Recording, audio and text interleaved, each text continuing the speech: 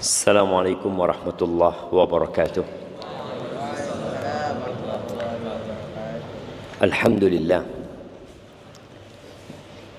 alladzi arsala rasulahu bil huda wa dinil haqq liyudhhirahu 'ala ad-din kullihi walau karihal musyrikun.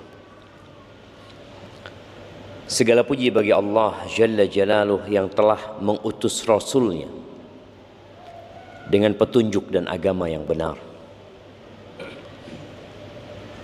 dengan Al-Quranul Azim sebagai petunjuk, dan agama Islam ini yang Allah akan memenangkannya di atas seluruh agama, meskipun orang-orang musyrikin membenci hal itu.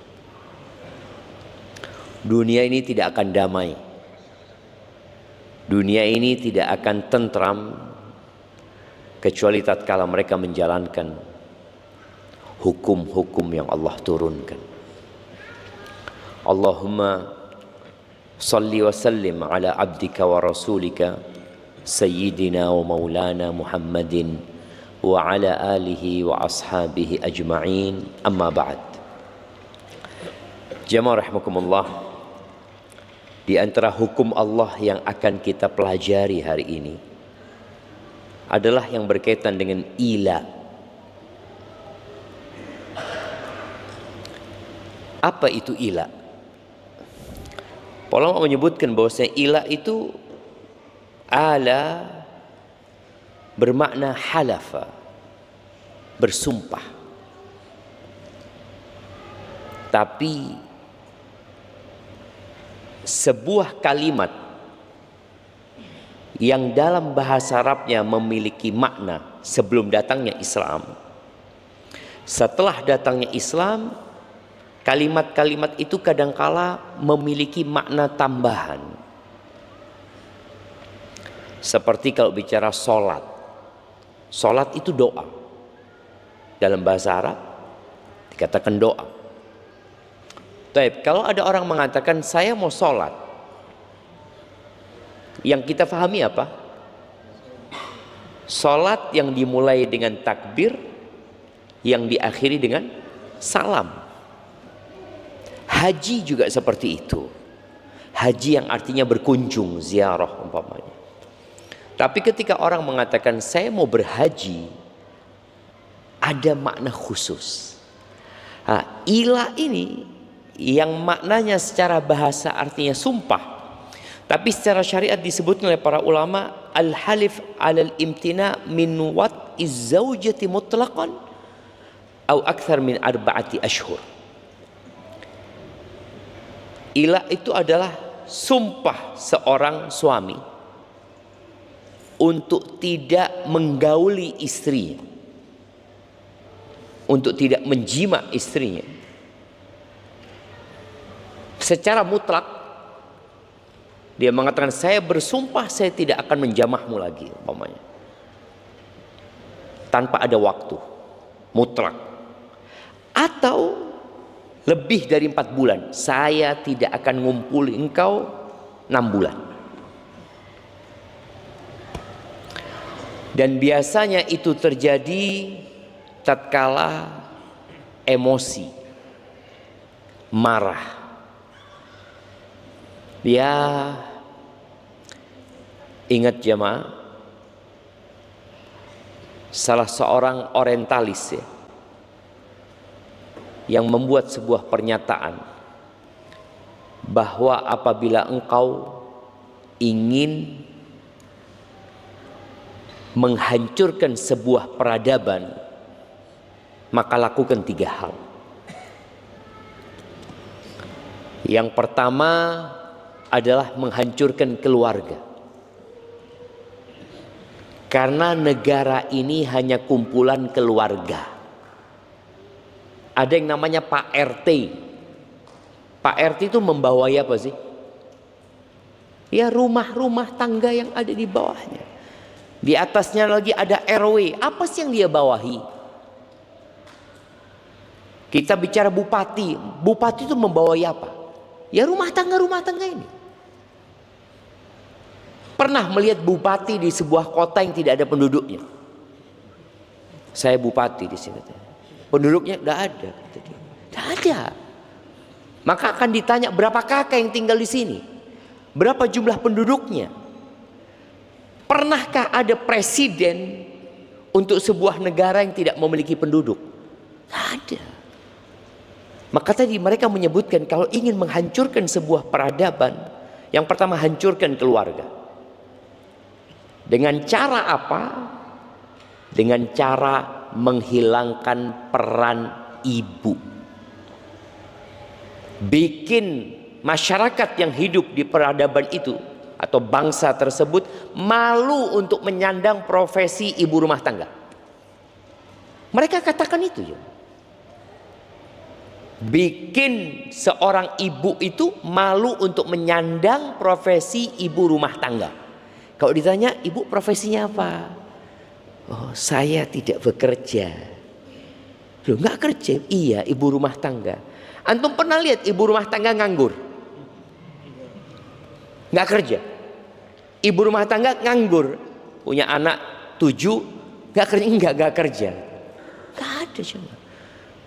Dan itu yang terjadi. Bagaimana seorang wanita malu untuk menyandang gelar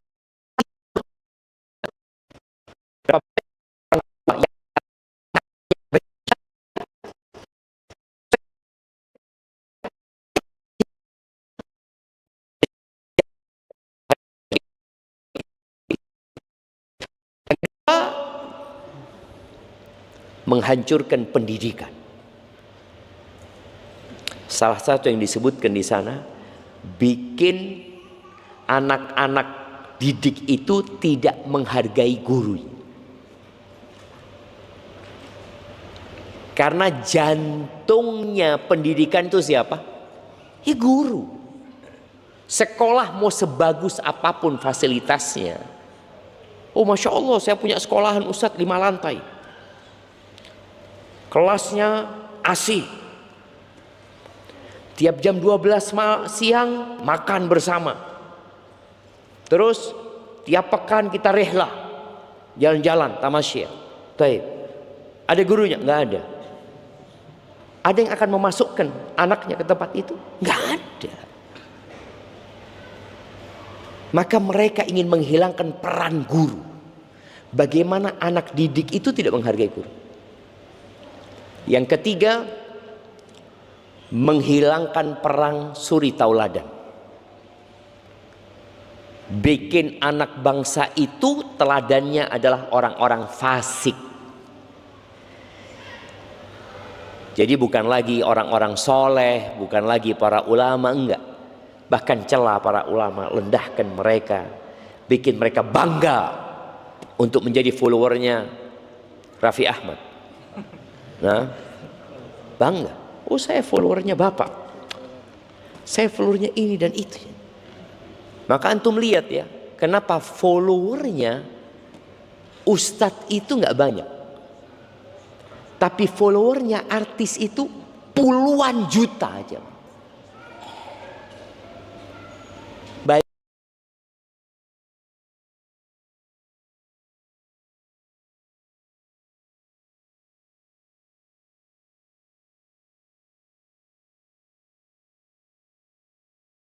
Yang berkarya enggak juga. Tapi itu yang terjadi. 3 hal ini. Kita bicara tentang keluarga. Dan syaitan sangat mengerti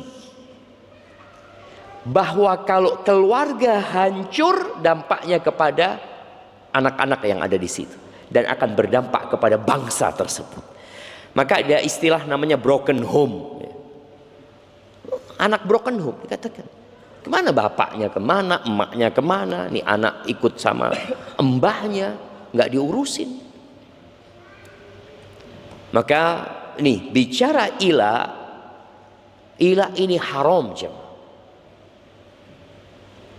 Jadi ketika seorang suami marah sama istrinya, lalu dia bersumpah untuk tidak menggauli istrinya, ingat, lebih dari 4 bulan atau secara mutlak. Tapi kalau kurang dari 4 bulan, nggak apa-apa. Boleh jadi karena dia ingin memberikan pendidikan kepada istrinya. Sebagaimana Nabi SAW pernah bersumpah tidak menggauli istrinya selama 1 bulan. Nabi pernah melakukan itu. Tapi dalam rangka mendidik. Kalau lebih dari 4 bulan, biasanya bukan dalam rangka mendidik. Dalam rangka menyakiti istrinya. Maka secara sepakat 4 madhab mengharamkan yang namanya ila ini. Tapi bagaimana kalau ada seorang yang tidak bersumpah? Ingat, menggauli istri itu sebuah kewajiban. Tujuan pernikahan salah satunya menjaga kehormatan diri. Makanya seorang wanita yang suaminya tidak bisa memuaskan dirinya, dia punya hak untuk gugat cerai. Karena ada sesuatu yang dia inginkan dari pernikahan itu yang dia tidak dapatkan. Tapi bagaimana kalau ada orang yang sengaja meninggalkan menggauli istrinya lebih dari 4 bulan? Jadi para ulama menyebutkan ya itu tidak disebut ila karena dia nggak ada sumpah.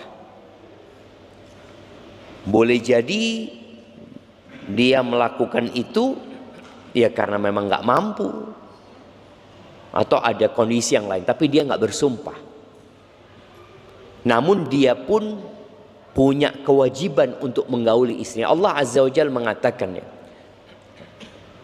walahunna mithlul ladzi 'alaihinna bil ma'ruf walirrijali 'alaihinna darajah.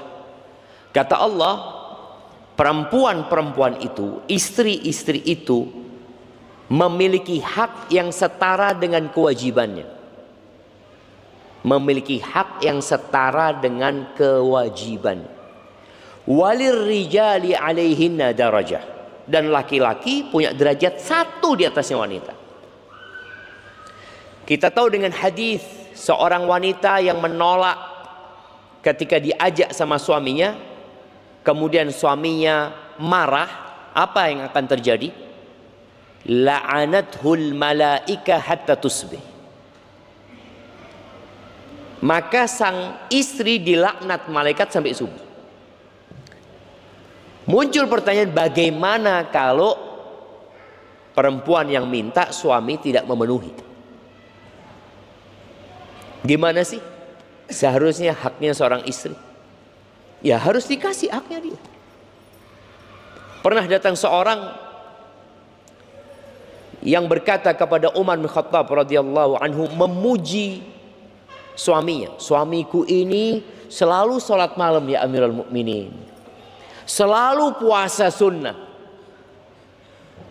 sampai dia nggak pernah menyentuh ranjang dia. Kata Umar, Masya Allah, baik banget suamimu, kata dia. Ya Umar pikir perempuan ini sedang memuji suaminya. Ada suaminya di situ.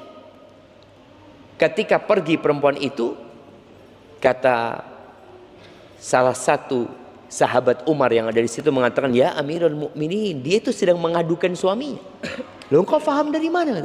Dia itu mengadukan suaminya tidak pernah nyentuh dia. Oh, panggil lagi, panggil.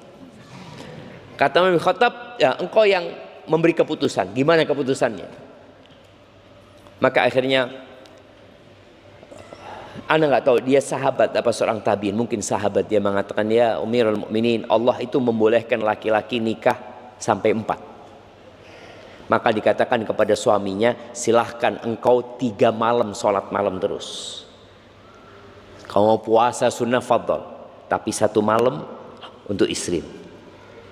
Jadi dianggap yang 3 malam itu istri pertama, istri kedua, ketiga, keempat.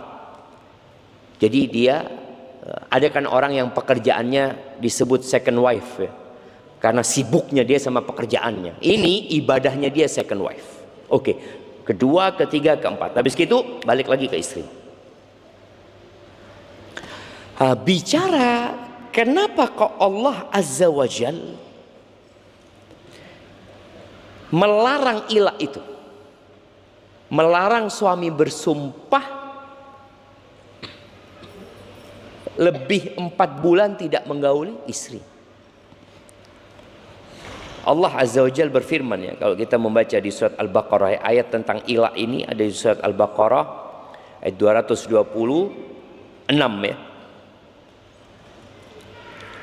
227 Allah mengatakan lilladzina yu'luna min nisaihim tarabbusu arba'ati ashhur.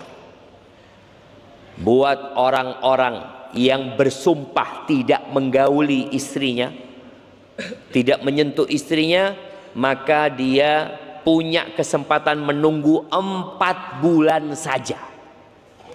4 bulan. Fa in fa'u fa innallaha ghafurur rahim. Kalau kemudian dia kembali, yakni kembali dia menggauli istrinya, maka Allah Maha Pengampun dan Maha Pengasih. Artinya yang dia lakukan dosa sebenarnya, tapi Allah Maha Pengampun Pengasih. Suaminya taubat, dia kembali kepada istrinya, tapi dia punya kewajiban tadi untuk membayar sumpahnya. Dia kan bersumpah tidak mau menggauli istrinya. Saya tidak mau menggauli istri saya 6 bulan, maka dia punya waktu cuma 4 bulan. Dan seharusnya nggak usah nunggu 4 bulan gitu. Dia bayar kafarat untuk sumpah dia. Jadi waktu 4 bulan ini, subhanallah ya, Allah itu memerintahkan kepada para laki-laki untuk menggauli istrinya dengan cara yang ma'ruf, wa ashiruhunna bil ma'ruf. Dan yang ma'ruf ya, perempuan itu ya bisa bersabar 4 bulan itu. Jadi kalau engkau mau mendidik istrimu, ya jangan lewat 4 bulan. Pernah kejadian di zaman Umar bin Khattab radhiyallahu taala anhu. Umar bin Khattab ini pada suatu malam dia keluar, dan biasa Umar ini suka ronda ya, kalau nggak salah ana dapat berita di grup para ustadz, Menteri Dalam Negeri mewajibkan siskambling sekarang. Iya, mewajibkan siskambling. Umar tuh biasa ronda di malam hari, belusuan. Dia datang ke rumah-rumah warganya untuk melihat kondisi warganya di malam hari, yang seharusnya malam hari itu jadi malam istirahat. Tapi kadang-kala ada orang yang nggak tidur ya karena sakit atau karena lapar. Subhanallah, suatu hari ini asar diriwayatkan oleh Imam Malik dalam Muwatta'nya dari Abdullah ibn Dinar. Umar keluar di malam hari, kemudian Umar mendengar seorang wanita bersenandung. Jadi kadangkala orang itu menghibur dirinya dengan membaca syair-syair jamaah. Kalau bahasa Maduranya apa? Hah? Ngecung. Iya, ngecung kan? Ngecung jamaah. Ngecung itu bersenandung, nggak pakai alat musik ya, enggak. Dia ngecung aja, dia bersenandung. Ini perempuan mengatakan dalam senandungnya, dia mengatakan, tatawala hadzal lailu waswadda janibu wa araqani an la khalila ula'ibu fa wallahi laula Allah anni uraqibu la hurrika min hadzas sariri jawanibu. Kata dia, betapa panjangnya malam ini katanya. Dan ya aku nggak punya teman, aku nggak bisa tidur. Kata dia, aku bergadang kayak gini nggak ada teman yang aku bisa bermain dengannya, ulaibu. Lalu dia bersumpah, fawallahi, demi Allah kata dia, kalau bukan karena aku merasa diawasi Allah Azza wa Jalla, pasti ranjang ini akan goyang ujung-ujungnya.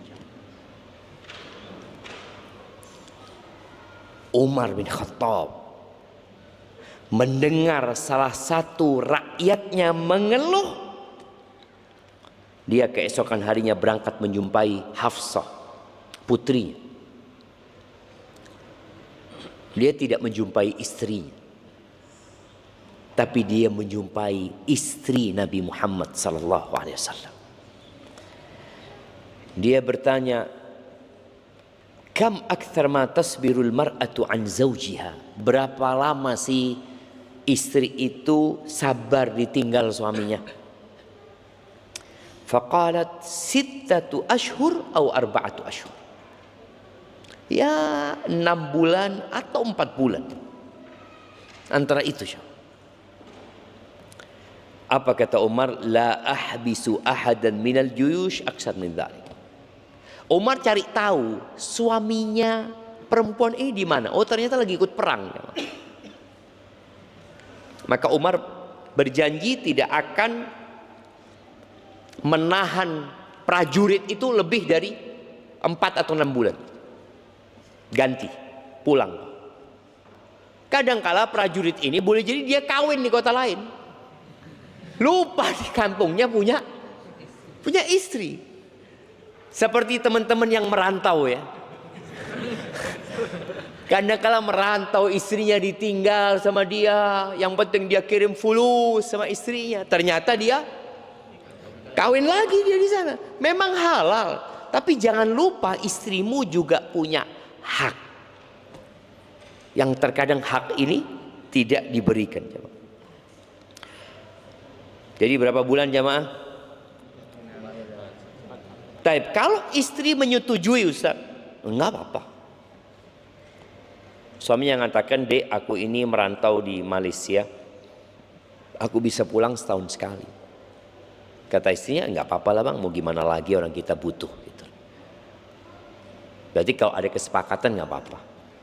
Atau ada mahasiswa yang kuliah di Madinah, istrinya kuliah di STDI. Nah, dia ngomong sama istrinya, "Ana bisa pulang ya liburan sing panjang."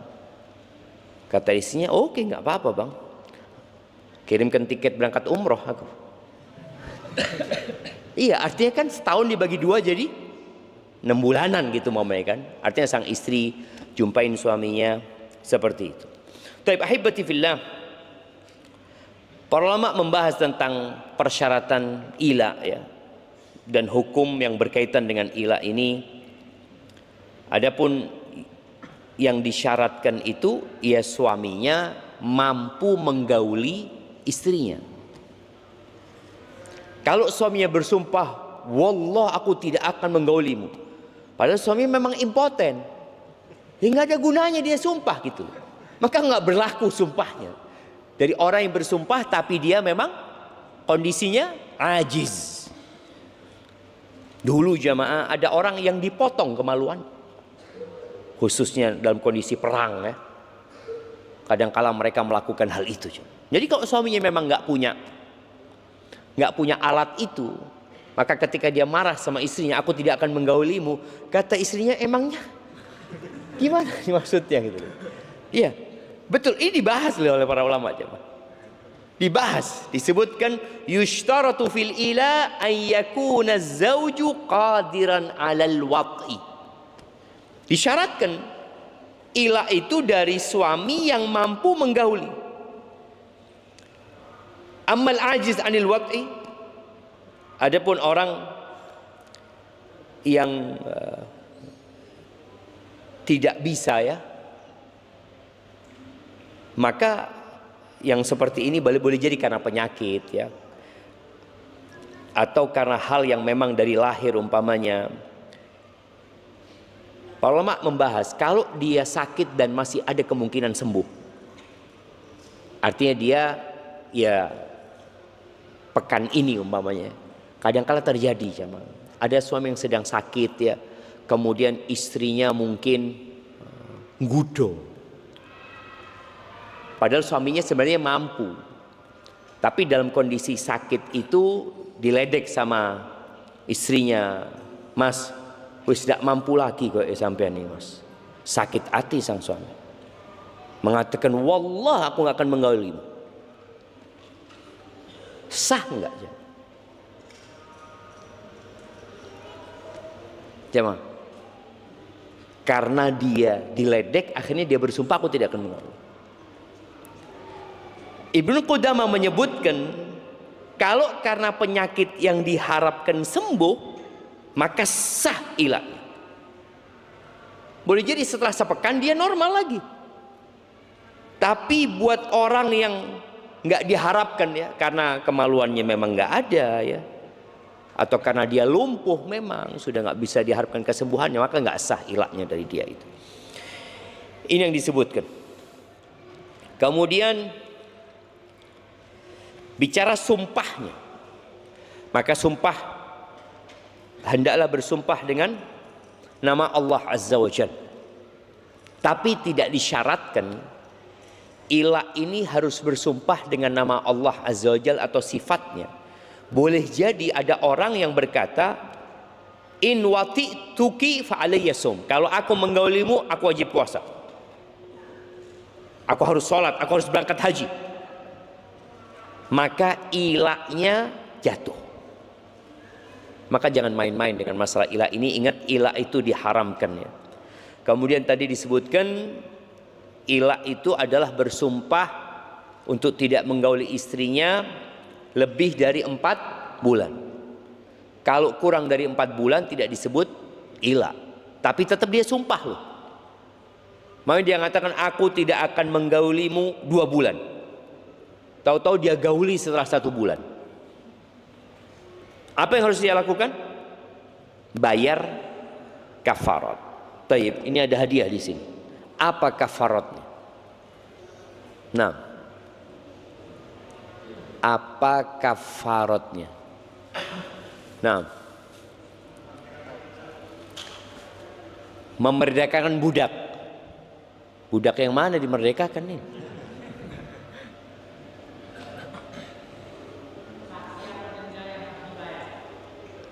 Nah, yaitu apa aja gitu. Kafaratnya itu apa?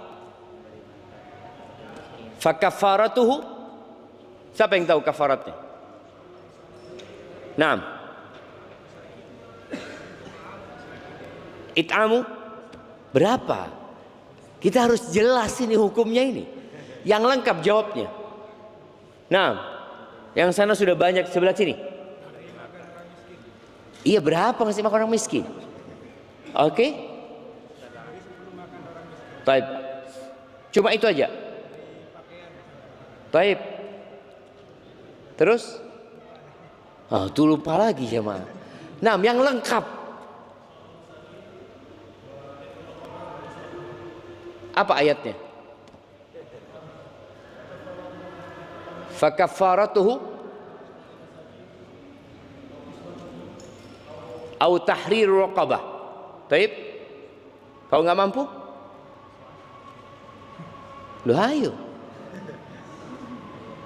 Ini yang mendekati ya, nggak apa-apa mendekati, kasih hadiahnya. Ya, jadi 3 tadi. Ya, memberi makan 10 orang miskin, atau memberi pakaian mereka, atau membebaskan budak tadi yang disebutkan, yang nggak mampu puasa 3 hari, gitu kan? Jelas ya, Mak. Jadi jangan puasa 3 hari langsung, enggak. Mahasiswa kan daripada keluar fulus, asan puasa. Nah, itu bagi yang tidak mampu, baru dia puasa. Kalau dia punya uang ya dia tadi memberi makan 10 orang miskin, atau memberi pakaian kepada mereka, atau itqu raqabah, membebaskan budak. Yang nggak mampu baru puasa 3 hari. Taib. Kemudian disebutkan bahwasanya ilah ini tidak disyaratkan muslim. Artinya kalau ada seorang dhimmi, seorang dhimmi ini non muslim, orang kafir yang hidup di negeri Islam ya, kemudian dia bersumpah kepada istrinya untuk tidak menggaulinya, jatuh. Tidak disyaratkan. Islam mereka mensyaratkan dia harus baligh, kemudian berakal. Terus apa konsekuensi dari hukum ilah ini? Ana akan bacakan di sini al-ahkam al-mutarattiba 'alal ilah. Gimana kalau orang sudah melakukan ilah? Oke, dia melakukan hal yang haram. Apa konsekuensi dari perbuatan dia? Apa judul kajian kita hari ini? Ketika sumpah menodai cinta. Ya, kadangkala memang dengan berjalannya waktu cinta itu terkikis. Ada orang yang awal menikah karena cinta. Pada pertemuan sebelumnya ada pertanyaan dari bapak-bapak waktu itu. Ingat tentu? Yang seorang ayah datang ke kos-kosan putrinya. Ya, tahu-tahu mendapati putrinya ada lelaki di sana, dikawinkan sama bapaknya. Dan memang kalau bicara obat cinta itu yang paling manjur adalah menikah. Lam yura lil mutahabaini mithlan nikah. Jadi kalau orang benar-benar cinta lalu dikawinkan, bahagia dia jam.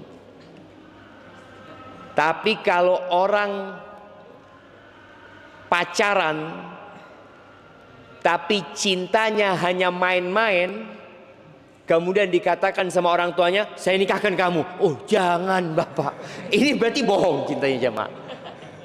Kan ada memang seperti itu. Jadi ketika dia mau dinikahkan dia malah tidak mau. Enggak, jangan, saya masih mau kuliah ini itu. Padahal obatnya cinta itu adalah menikah. Berarti ketika dia menolak untuk menikah, nggak siap ini dan itu, bohong cintanya. Jadi buat para wanita kalau tahu pacarnya, ini bukan melegalkan pacaran ya, tapi tadi sang ayah kan melihat anaknya ini nggak benar kalau seperti ini. Maka sang ayah mengatakan, engkau aku nikahkan sama putriku. Kata laki-laki ini, saya terima pak. Ya itu awal. Dengan berjalannya waktu, setelah 2 tahun, 3 tahun, 5 tahun, 50 tahun ya. Wis podo-podo tuwek. Kadangkala cinta itu mulai terkikis. Bahkan boleh jadi udah nggak ada cinta. Yang ada suami istri ini nunggu apa? Nunggu siapa yang mati duluan. Kadang-kadang seperti itu. Maka disitulah terjadi kemudian ya sumpah nggak mau menggauli ini dan itu ya. Kadang-kadang cinta memang sudah hilang. Tapi ada orang yang sebenarnya cinta itu masih ada, tapi sebagian lupa untuk merawat cintanya. Ana kasih tahu antum ya, resep merawat cinta. Nah, antum catat. Resep merawat cinta itu meninggalkan dosa. Nah, kata Nabi sallallahu alaihi wasallam, "Ma tahabbathna, thumma furriqa bainahuma illa bidzambi ahdathahu ahaduhum." Tidaklah 2 orang yang saling mencintai kemudian dipisahkan di antara keduanya melainkan karena dosa yang dilakukan oleh salah satu dari keduanya. Jadi merawat cinta itu dengan menjaga mata, menjaga telinga, menjaga raga kita dari perbuatan dosa. Dan antum akan rasakan ketika antum menjaga hubungan antum sama Allah, Allah akan jaga keluarga antum. Makanya bagaimana dikatakan sebagian salafus soleh, kalau dia habis berbuat dosa, dia pulang ke rumahnya, dia melihat ada yang berubah di istrinya gitu. Istriku kok berubah ya, sampai kendaraannya berubah. Kalau mungkin dia biasa naik kuda, tahu-tahu kudanya keseleo. Betul jemaah. Musibah-musibah itu boleh jadi karena dosa.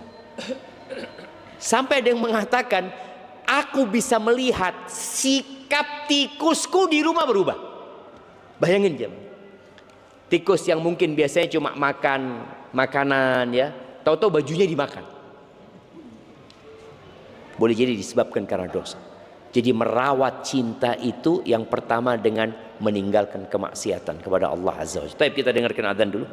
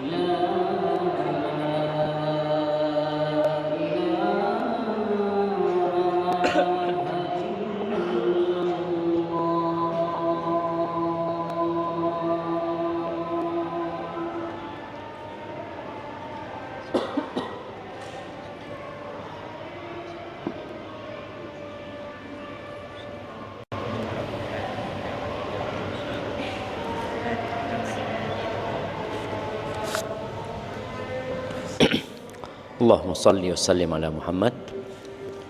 Jadi tadi obat atau resep tips untuk merawat cinta itu dengan meninggalkan dosa ya.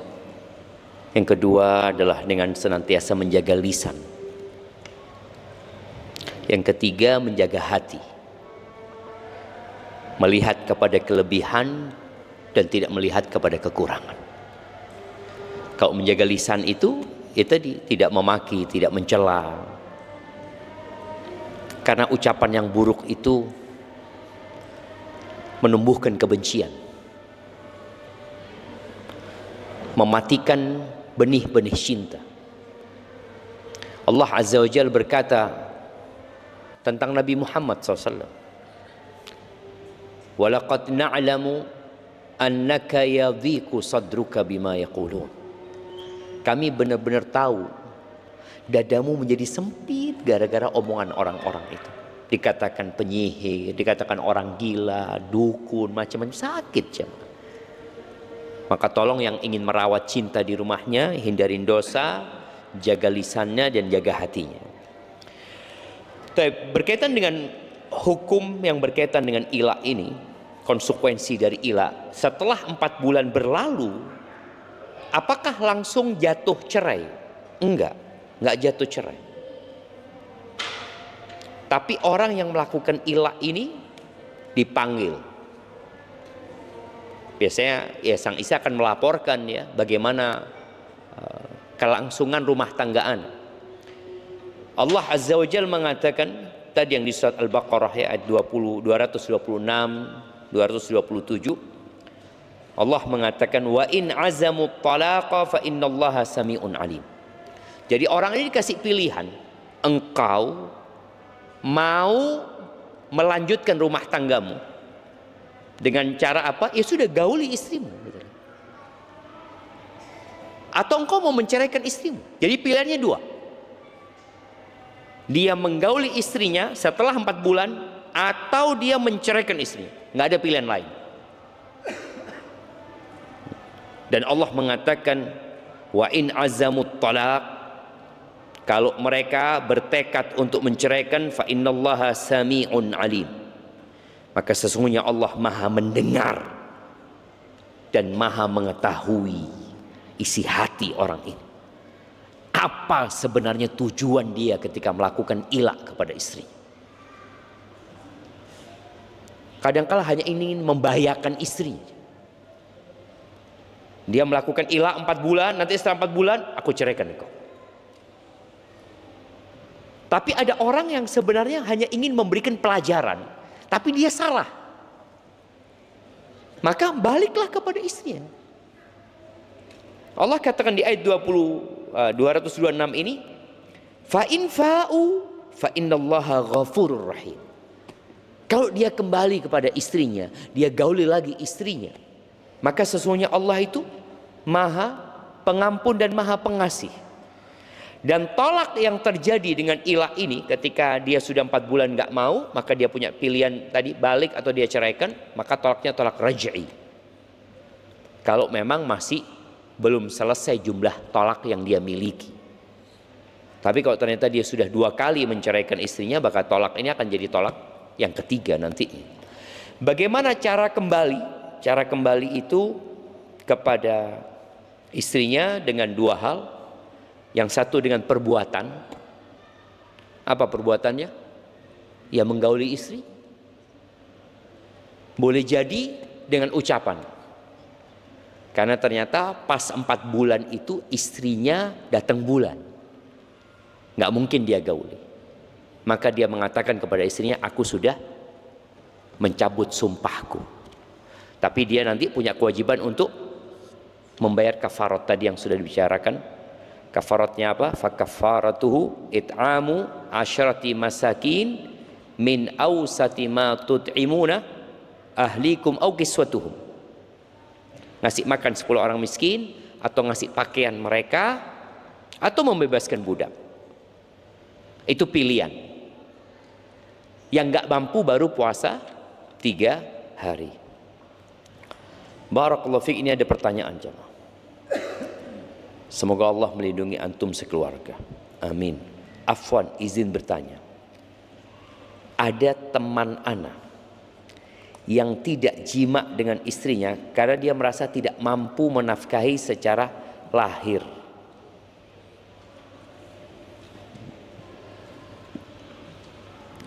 Mungkin teman merasa tidak enak pada sang istri.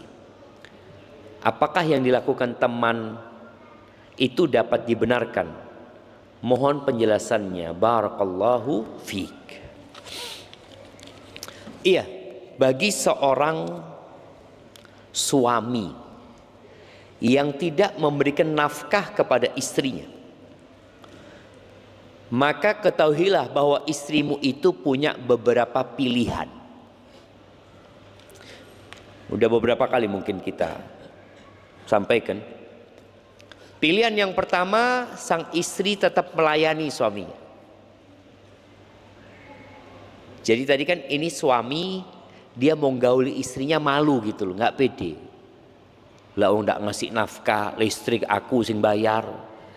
Tahu-tahu dekatin istrinya ya.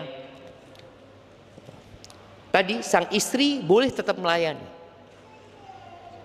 Dan diniatkan pelayanan dan mungkin sang istri yang beli makan, listrik itu diniatkan sodakoh buat suaminya. Nggak apa-apa. Tapi memang jamaah ketika seorang suami tidak memberikan nafkah kepada istrinya itu, kepemimpinannya biasanya pincang. Ya nggak selalu ya, ada istri yang tetap memuliakan suaminya. Karena pilihannya tadi, sang istri melayani suaminya dan dianggap nafkahnya ya sodakoh sudah. Yang kedua, sang istri tidak melayani suaminya. Boleh. Itu jadi haknya istri. Atau sang istri melayani suaminya, tapi urusan nafkah dihitung utang. Yarhamukallah. Jadi dihitung utang boleh. Dia mengatakan, mas, oke, tak hitung utang ya. Jadi pelayanannya kepada suami dihitung utang. Karena memang itu kewajiban. Kewajiban. Gak main-main kewajiban memberikan nafkah ini ya. Sedangkan kita melihat sekarang banyak suami-suami yang mungkin kurang bertanggung jawab. Karena merasa istrinya punya pemasukan, istrinya anaknya orang kaya ya. Insya Allah gak kasih nafkah, gak apa-apa lah. Padahal kewajiban. Kecuali kalau istrinya mengikhlaskan. Maka gak ada masalah tadi. Boleh jadi istrimu tahu engkau gak bisa ngasih nafkah, tapi paling gak mungkin istrimu membutuhkan nafkah batin itu. Dan berikan nasihat kepada teman yang bertanya itu, coba dia komunikasi sama istrinya. Aku ini masih gak mampu ya, gimana rumah tangga kita, aku masih bisa hidup sama engkau, mau menggauli, mau tanya sama istri, gak ada masalah. Izin bertanya Ustaz, mengenai pernikahan yang sekarang sedang ramai, lavender marriage gitu. Apa ini? Yaitu seorang lelaki yang memiliki seksual menyimpang memilih untuk menikah dengan perempuan. Entah niatnya untuk menyembuhkan seksualnya atau malah hanya ingin berkamuflase, bersembunyi untuk tetap melancarkan seksual yang menyimpang. Qadarullah hal ini terjadi di kerabat ana Ustaz. Mohon nasihatnya Ustaz dan bagaimana tanggapan Ustaz terhadap seorang yang menyimpang seksualnya kemudian menikah demi kesembuhan. Apakah boleh? Ya, kalau bicara boleh aja. Tapi dia harus punya usaha untuk mengobatin penyakit tersebut. Dan alhamdulillah jamaah ya, kalau nggak salah Facebook ya, Facebook sudah menyatakan bahwa itu penyakit. Facebook ya, iya sudah diumumkan. Yang dulu kalau anak ceramah berkaitan dengan itu diblok sama mereka. Sekarang sudah enggak. Tinggal YouTube beda pemilik ya. Iya, YouTube masih dianggap normal jemaah. Jadi itulah zaman yang menakutkan ya. Yang kata Nabi SAW, di balik kalian ada hari-hari yang penuh kesabaran jemaah, yang butuh orang itu berjuang. Yusaddaqu fiha al-kadhib wa yukadzabu fiha as-sadiq wa yukhawwanu fiha al-amin wa yu'tamanu fiha al-kha'in. Masa itu pengkhianat jadi pahlawan. Pahlawan dianggap pengkhianat. Pendusta dianggap orang yang jujur. Orang yang jujur dianggap pendusta. Wa yantiqu fiha ar-ruwaybidah, dan orang-orang yang tidak punya ilmu, tidak punya kompetensi untuk berbicara tentang urusan umat, ngobrol, bikin podcast sana, podcast sini. Dan itu terjadi. Maka tadi, kalau YouTube menganggap hal itu bukan penyimpangan, padahal itu penyakit yang nyata. Allah Azza wa Jalla menciptakan Adam sama Hawa, bukan Adam sama Bambang. Iya, artinya kan jelas gitu loh. yang Allah ciptakan az-zakar wal untha. Tapi kembali kepada pertanyaan ini sekarang. Kalau memang orang itu ingin sembuh dengan dia menikah, dia ingin ngobatin dirinya dan dia berusaha, nggak apa-apa. Tapi kalau niatnya kamuflase tadi nggak boleh, dosa dia. Dia hanya menutupi dosa untuk berbuat dosa lebih bebas lagi. Dia capek dengan pertanyaan-pertanyaan, kapan nikah? Kapan nikah? Akhirnya dia nikah. Ya, anak ingat dengan seorang perempuan yang telepon. Ada dua kejadian. Perempuan ini telepon, Ustaz, Ana mau konsultasi, Ustaz. Iya, Ana punya suami 7 tahun tidak pernah menyentuh Ana, Ustaz. Sejak menikah sampai sekarang. Jadi perempuan ini masih gadis. Ana lihat ternyata suami Ana ini punya penyimpangan seksual. Jadi di HP-nya itu dilihat ternyata isinya laki-laki saja. Akhirnya Ana kasih nasihat ya. Akhirnya Ana kasih tahu, coba ke psikiater. Seperti itu. Kata perempuan ini, Ana psikiater. Habis sudah jemaah. Jadi kadang-kala memang ngobatin suami sendiri itu susah. Makanya ada orang-orang yang didik istrinya nggak bisa, padahal ustadz dia. Ustadz nih didik istrinya nggak bisa. Karena istrinya nggak percaya sama suaminya. Engkau kayaknya bohong bang ngasih nasihat. Jadi butuh ustadz lain cuma. Kadang seperti itu. Juga ada suami yang kalau kasih nasihat istrinya nggak mau. Padahal istrinya ustadzah. Istrinya ngomong, bang aku ini kuliah di STDI bang. Enggak. Engkau kayaknya mau ngadalin aku. Kadang-kadang seperti itu jemaah. Maka tadi psikiater ini kadang nggak bisa ngobatin suaminya, butuh orang lain kadang-kadang. Soalnya ya tadi namanya hubungan suami istri ini kan hubungan yang sudah menyatu jemaah. Beda antara ustadz sama murid. Kayak orang konsultasi sama ustadz, dia kan akan menghargai ustadznya gitu loh. Tapi kalau istri ngasih nasihat suaminya, kata suaminya, engkau siapa gitu loh. Agak berat. Maka kita harus pinter-pinter cara ngobatin orang yang sakit. Tadi kalau kerabatmu ini memang niatnya untuk ngobatin diri, ya ada tahapan-tahapan yang harus ditempuh. Salah satunya memutus hubungan dengan semua kawan-kawan laki-laki dia. Dia harus bikin KTP baru. Istilahnya jamaah ya. Dia harus menghilang dari dunia itu jamaah. Karena ada perempuan lagi yang cerita. Dia cerita, Ana ini ke Jember sama suami Ana Ustaz. Suami Ana langsung banyak kawannya Ustaz di Jember ini Ustaz. Ternyata Ana cari tahu, oh dia punya kelompok gay di Facebook. Dia cerita.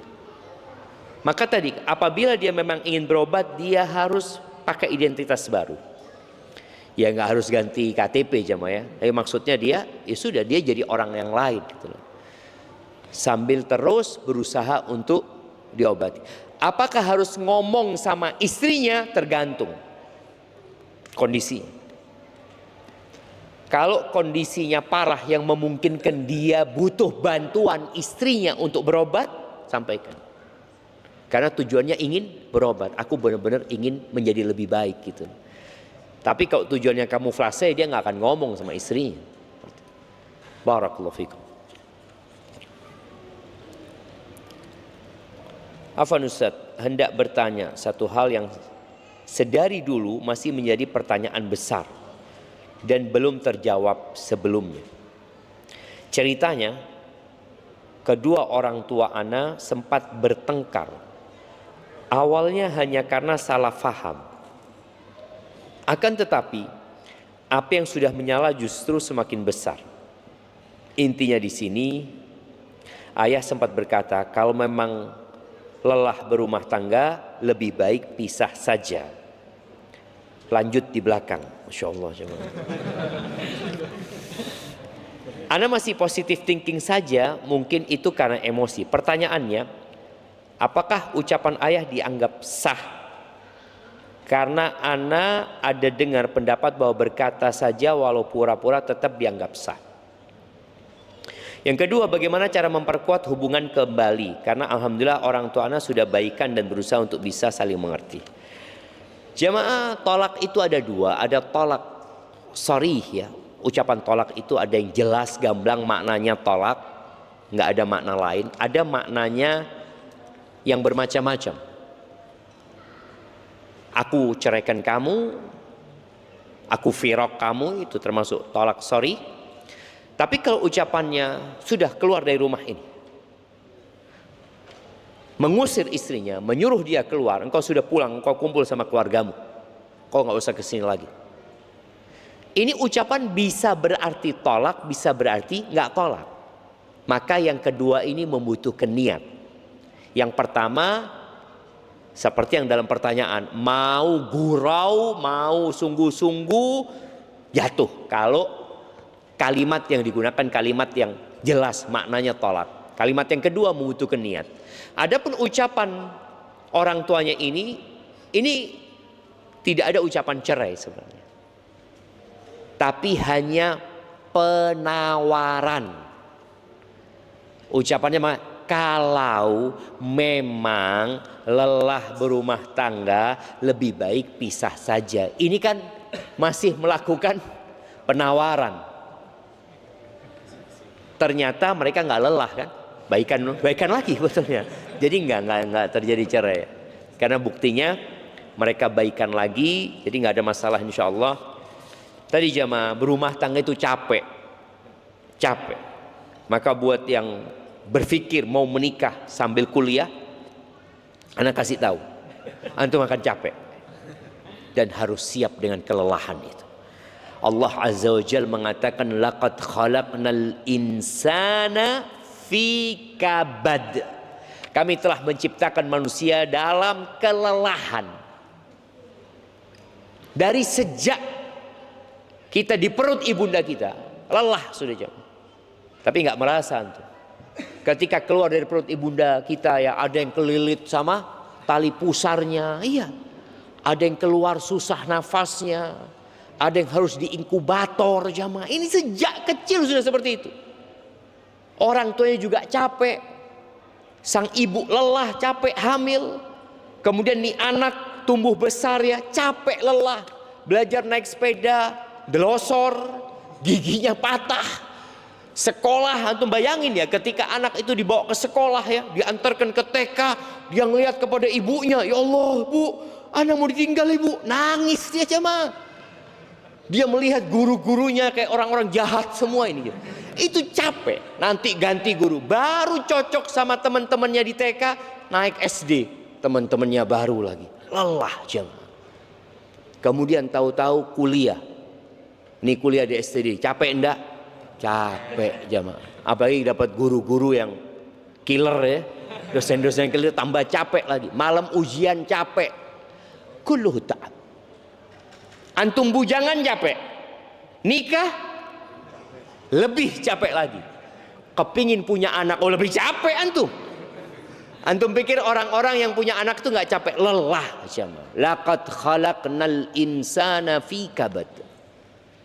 Maka tadi kalau antum merasa lelah dalam kehidupan ini, ketahuilah semua orang merasakan lelah. Bukan cuma antum.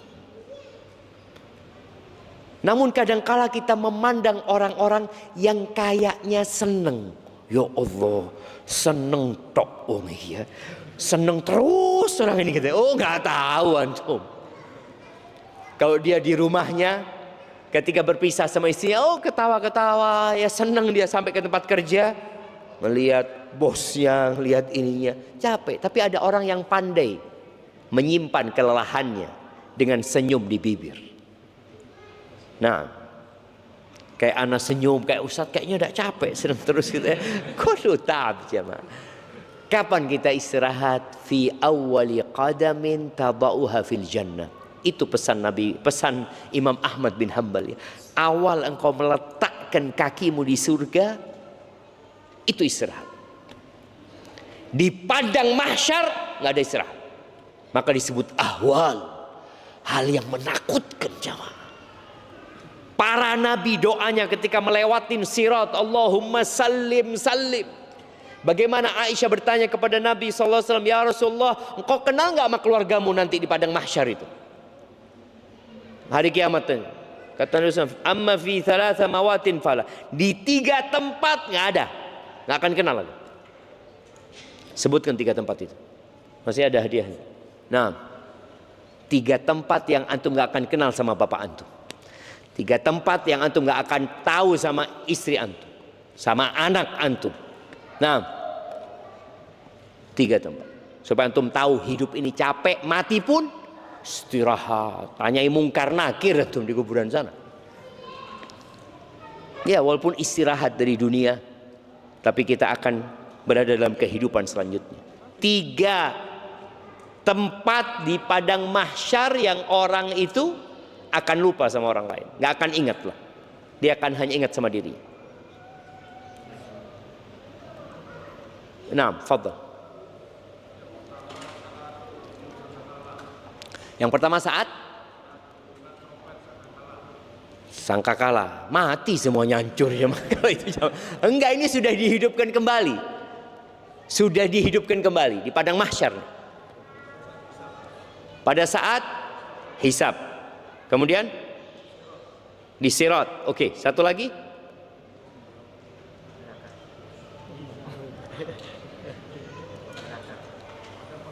Itu padang mahsyar, semua itu di padang mahsyar.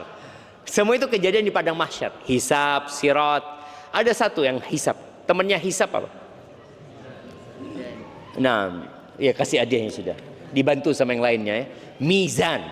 Jadi yang pertama ketika pembagian buku, antum nggak akan kenal siapa-siapa. Antum hanya kepingin tahu ini kitab ini kanan atau kiri.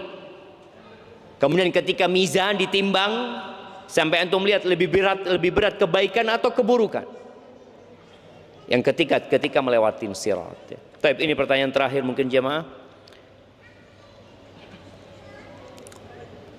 Semoga Ustadz dan keluarga senantiasa dijaga Allah Azza wa Jalla dan semua jamaah di sini. Amin.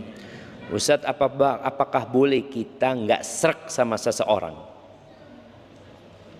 Antum udah kenal nggak dengan yang kanan kiri antum jemaah? Udah, yang pakai baju putih. Kenal antum sama yang pakai baju hitam? Kenalan dulu sekarang. Ayo jemaah, kenalan dulu baru kita lanjutkan soalnya. Semuanya loh, bukan cuma dia. Yang belum kenalan dengan kanan kirinya tolong kenalan. Nah, tanya namanya, dari mana dan apa profesinya.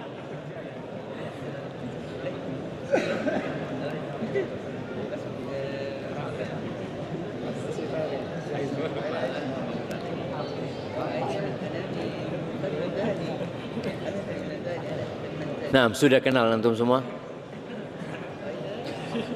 Baik, Anda baca pertanyaannya. Apakah boleh kita nggak srek sama seseorang? Maksudnya dosa atau tidak? Karena kita sudah capek dan malas bermuamalah dengan dia, karena tidak bisa dikasih tahu, dinasehati. Jazakallah khairan. Ahibati fillah, kita itu perlu sabar memberikan nasihat. Ingat, ada seorang dari Bani Israel yang dia punya kawan pendosa. Selalu dikasih nasihat sama kawannya yang ahli ibadah. Karena dia capek, lalu dia bersumpah mengatakan, Allah nggak akan ngampuni engkau sudah. Allah murka sama orang ini. Man dzalladzi yata'alla 'alayya an la aghfir li fulan. Siapa yang berani-beraninya bersumpah mengatakan, aku tidak akan mengampuni dosa dia. Lalu dalam hadis itu dikatakan bahwasanya Allah mengatakan, qad ghafartu li fulan wa ahbattu amalak. Aku ampuni fulan dan aku gugurkan semua amal soleh. Kita perlu sabar. Innamal a'malu bil khawatim. Amalan itu tergantung penutupnya. Kita tahu kita punya kawan, dia baik, dia senang. Cuma kadang-kala dia berbuat dosa. Ya antum doakan dia. Kalau antum mau menghindar dari dia umpamanya, boleh juga. Jadi di antara cara mengobatin pendosa itu, selain nasihat, ada yang namanya hajar, memboikot dia. Antum kalau tetap dengan dosamu udah, karena nggak mau ngomong sama antum gitu. Itu nggak apa-apa. Tapi niatnya adalah menasehati juga gitu. Jadi menasehati itu nggak selalu dengan lisan, boleh jadi dengan hajar. Tujuannya juga mengobatin, nggak apa-apa. Tapi jangan sampai antum merasa lebih baik dari dia ya. Bahkan mungkin berpendapat, ya Allah kayaknya orang ini penghuni neraka sudah set. Nah, jangan. Boleh jadi dia masuk surga lebih dulu daripada antum. Ingat, standar orang baik itu ketika datang kematian, dan kita nggak tahu kapan datang kematian itu. Barakallahu fiik, itu yang dapat Anda sampaikan, kurang lebihnya mohon maaf. Subhanakallahumma bihamdika asyhadu an la ilaha illa anta astaghfiruka wa atubu ilaik. Wassalamualaikum warahmatullahi wabarakatuh. Klik tombol subscribe dan aktifkan loncengnya biar nggak ketinggalan video berikutnya.